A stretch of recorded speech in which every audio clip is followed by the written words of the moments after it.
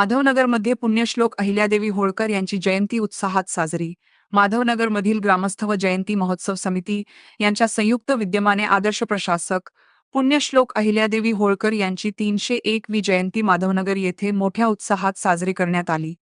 यावेळी जिल्हा परिषद सदस्या सौ पूजा एडके, सरपंच सौ अंजू तोरो, सामाजिक कार्यकर्ते श्री प्रदीपजी ओगले, विक्रम कांबळे, अरविंद कोरडे, इंजिनियर दीपकराव गोरपडे, श्री महादेव पाटील आदीसह मान्यवरांनी अहिल्यादेवी होळकर यांच्या प्रतिमेस पुष्पहार घालून अभिवादन केले.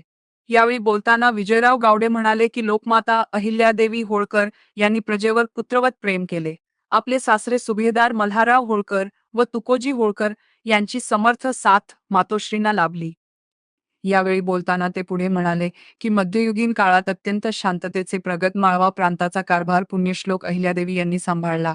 न्यायप्रिय, धर्मशील अशा आदर्श महिला राज्यकर्त्या म्हणून मातोश्रींचा सर्वत्र गौरव होतो, असे प्रतिपादन केले.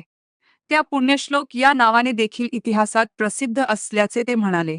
यावेळी सुनील कोळेकर यांनी अहिल्यादेवींच्या प्रशासकीय कौशल्याचे, जनकल्याणाच्या कार्याचे आणि त्यांच्या उदात्त विचारांचे स्मरण करून दिले. त्यांचे विचार आजही समाजाला दिशा देणारे आहेत, असे ते म्हणाले.